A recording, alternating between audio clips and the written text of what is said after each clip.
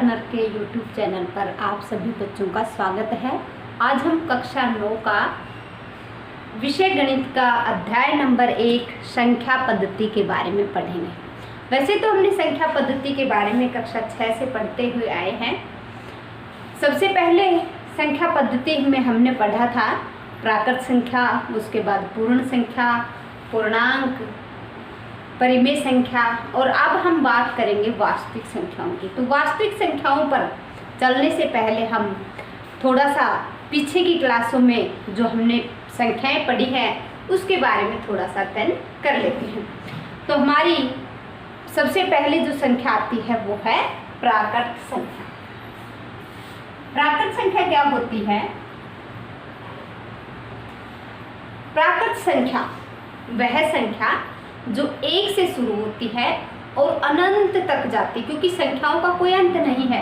हम संख्याएं लिखते हैं 1 2 3 4 5 6 इस प्रकार से, और मान लो हम संख्याओं को आगे बढ़ाते रहे तो हम पाएंगे कि संख्याओं का कोई भी अंत नहीं है। तो प्राकृत संख्या होंगी प्राकृत संख्याएं।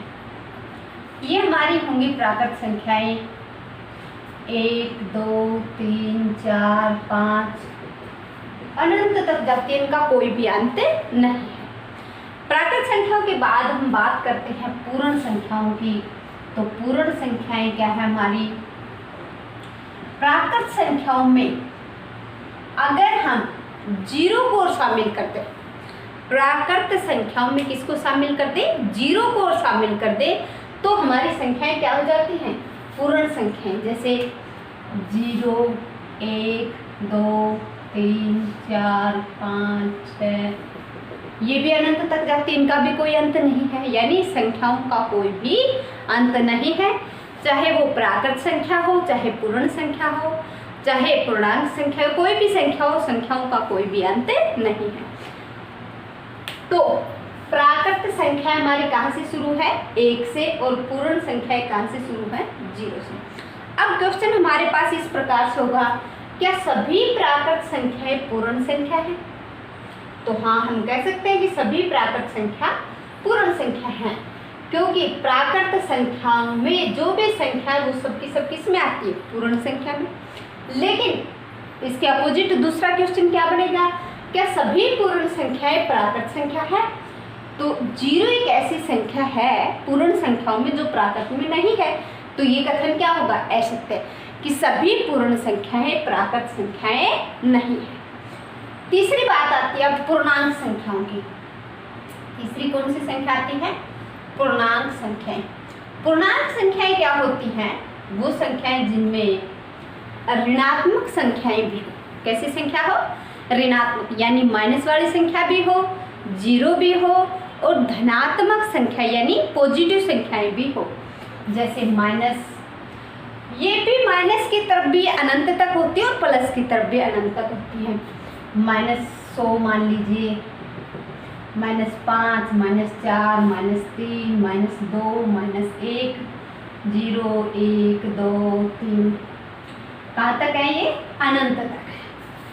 पूर्णांक संख्याएं माइनस अनंत से शुरू होकर के 0 भी उसमें आता है और प्लस अनंत तक जाती है।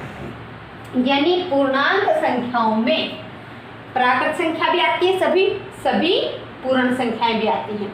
लेकिन पूर्णांक संख्याएं ना तो पूर्ण संख्या में आती है सभी, और ना ही प्राकृत संख्या में आती है। इसके बाद हम बात करते हैं परिमेय संख्याओं की। परिमेय संख्या क्या होती है? तो परिमेय संख्या हमारी है परिमेय संख्याएं। परिमेय संख्याएं वो संख्या है जिनको हम P/Q के रूप में लिखते हैं। जैसे 2/3, -3/5, 8/11। तो इस प्रकार की जो संख्याएं हैं वो परिमेय संख्या होती है, बशर्ते कि Q is not equal to 0। यहाँ जो Q है यानी नीचे की जो संख्या है वो 0 नहीं होनी चाहिए। ऊपर की संख्या हमारी 0 हो सकती है, लेकिन नीचे की संख्या क्या नहीं होनी चाहिए? 0 नहीं होनी चाहिए।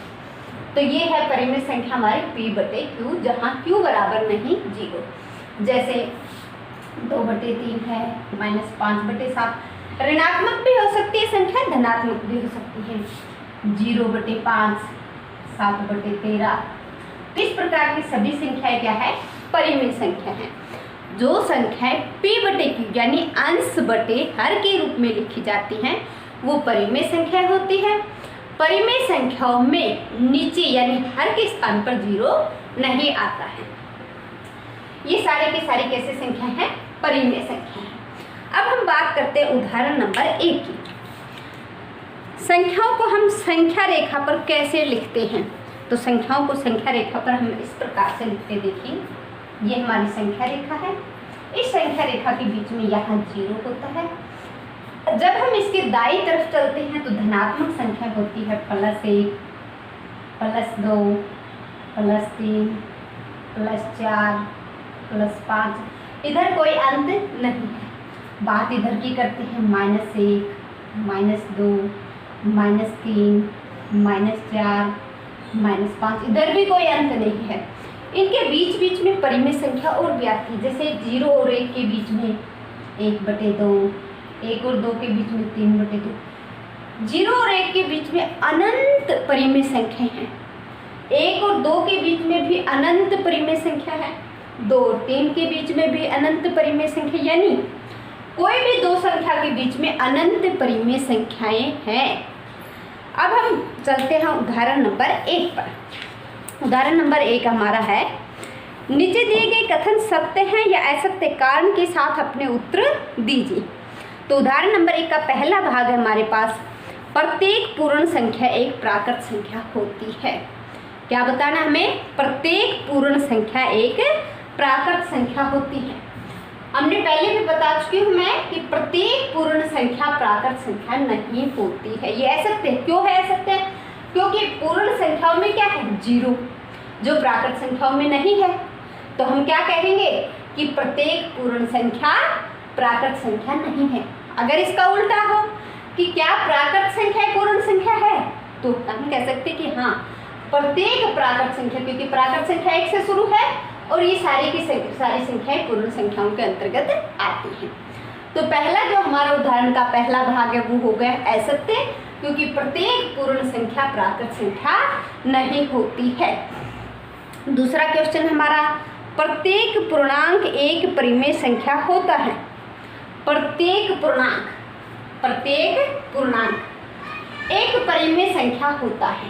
हाँ, क्यों, हम इनमें से कोई भी संख्या ले लेते हैं। मान लीजिए -5 लेते हैं, तो -5 के बटे में 1 कर सकते हैं। तो क्या हो गया, ये किस फॉर्म में हो गया, p बटे q की फॉर्म में हो गया। और जो भी संख्या हम p बटे q के रूप में लिख सकते हैं, जहाँ q बराबर नहीं 0, वो परिमेय संख्या होती है। तो हम कह सकते हैं कि प्रत्येक पूर्णांक संख्या परिमेय संख्या होती है, यह सत्य है। तीसरा हमारा भाग है, प्रत्येक परिमेय संख्या एक पूर्णांक होती है। प्रत्येक परिमेय संख्या, ये है परिमेय संख्या, प्रत्येक परिमेय संख्या एक पूर्णांक होती है। तो देखिए परिमेय संख्या में क्या है, 2/3, -5/7, और यहाँ किसी भी संख्या की हर में कोई संख्या नहीं है। तो हम कह सकते हैं कि 2/3 या -5/7 पूर्णांक नहीं है। 2/3 परिमेय संख्या तो है 2/3, लेकिन क्या नहीं है, पूर्णांक नहीं है। इसलिए भाग नंबर 3 हमारा क्या हुआ, असत्य। अब बात आती है उदाहरण नंबर 2 की, 1 और 2 के बीच की 5 परिमेय संख्या ज्ञात कीजिए। तो देखिए कैसे ज्ञात करते हैं हम, 1 और 2 के बीच की 5 परिमेय संख्या। इसको हम 2 तरीके से ज्ञात कर सकते हैं, दोनों संख्याओं को जोड़ करके, उनका मध्य विभाजन करके। दूसरा एक सिंपल सा तरीका है, उससे भी हम कर सकते हैं। तो देखिए कैसे करते हैं, 1 और 2 के बीच की 5 परिमेय संख्या, 1 और 2 के बीच, एग्जाम्पल नंबर 2 है, के बीच 5 परिमेय संख्याएं। कैसे करेंगे, देखिए 1 और 2 के बीच में 5 परिमेय संख्याएं, 1 + 2/2, ये 1 है, ये 2 है। उनके बीच में ये एक संख्या कैसे लिखा हमने, इस 1 और इस 2 को जोड़ लिया, 1 + 2/2, तो ये हो गया 3/2। 1 और 2 के बीच में एक परिमेय संख्या क्या आ गई, 3/2। लेकिन हमें 1 नहीं, हमें 5 लिखनी है। वैसे तो 1 और 2 के बीच में अनंत परिमेय संख्याएं हैं, लेकिन हमें यहाँ केवल 5 दिखानी। अब क्या करते हैं, हम इन दोनों को जोड़ करके 2 से भाग करते हैं। 1 प्लस 3/2 बटे का 2, 3/2। अब इन दोनों को जोड़ करके 3/2 प्लस 2/1 कोमा 2। कैसे करेंगे, 1 कोमा, यहाँ लघुत्तम लेंगे। 1 और 2 का लघुत्तम क्या आएगा, 2। 2 एकम 2 प्लस 3 और बटे का ये 2 है हमारा, 3/2। 3/2 प्लस 1/2 बटे का 2 भी करेंगे। यहाँ लघुत्तम लेंगे तो क्या आएगा, 2। 3 प्लस का 2 दूनी 4। लघुत्तम क्या था, 2। ये नीचे लिख देते हैं इसके गुणा में। यहाँ भी ऐसे ही कर देते हैं, ये जो 2 है इसको गुणा में 2 कर देते हैं। तो ये हो गया 1 कोमा 5/4 कोमा 3/2 कोमा 7/4 कोमा 2। 1 और 2 के बीच में कितनी परिमेय संख्या हो गई, 3 परिमेय संख्या हो गई। लेकिन हमें 3 नहीं, कितनी लिखनी है, 5। अब इन दोनों को जोड़ करके फिर 2 से भाग देंगे, इन दोनों को जोड़कर 2 से भाग देंगे, इन दोनों को जोड़ के 2 से भाग देंगे, इन दोनों को जोड़ करके 2 से भाग देंगे। तो 1 यही कर देते हैं 1। अगला है 1 प्लस 5/4 बटे का 2। अगला और करते हैं तो 5/4, फिर 5/4 प्लस 3/2 बटे 2।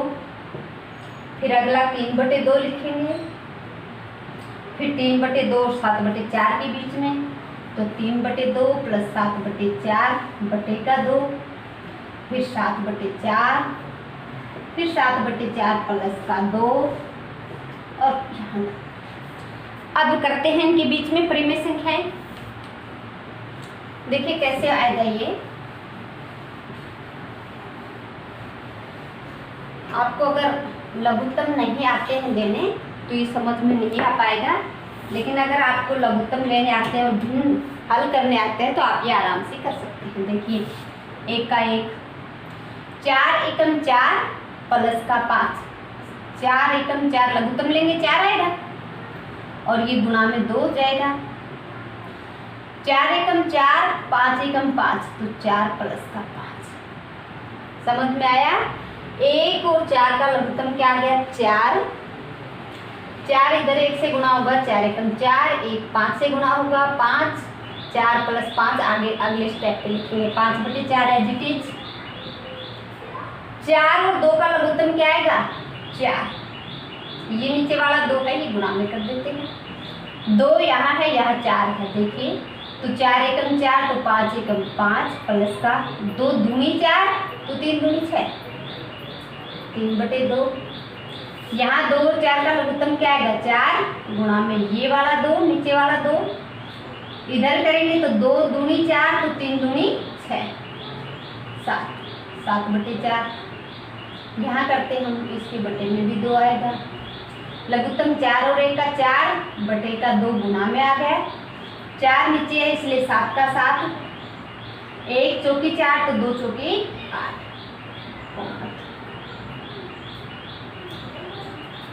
अब देखिए 1 9/8, 5/4, 11/8, 3/2, 6 और 7 13/8, 7/4, 15/8, 2।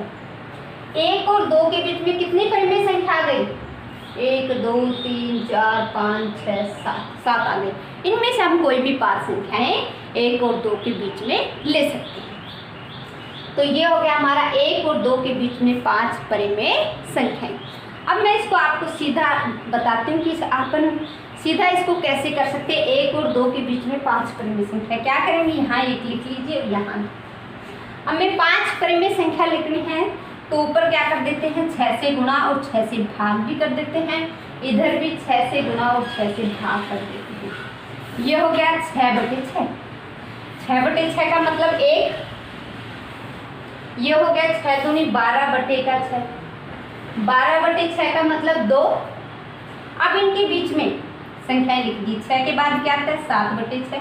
नीचे हर सबका सेम रहेगा, अंश बदलेगा। 8/6, 9/6, 10/6, 11/6 और 12/6 हो गई 5 संख्या। 1 2 3 4 5। जरूरी नहीं है वो ऊपर नीचे 6 से ही गुणा करें, आपकी मर्जी, आप 10 से भी ऊपर नीचे गुणा कर सकते हैं। जिस संख्या से गुणा करेंगे उसी संख्या से भाग करेंगे, इधर भी उसी संख्या से गुणा और उसी संख्या से भाग करेंगे, फिर इसके बीच की सभी संख्या लिख देंगे। ऊपर वाली संख्या बढ़ती जाएंगी और नीचे वाली संख्या यानी हर हमारा सेम रहेगा। ये हमारा एग्जाम्पल नंबर 2 हो गया। अब हम इसकी प्रश्नावली 1.1 करेंगे। अगले वीडियो में हमारी होगी प्रश्नावली 1.1।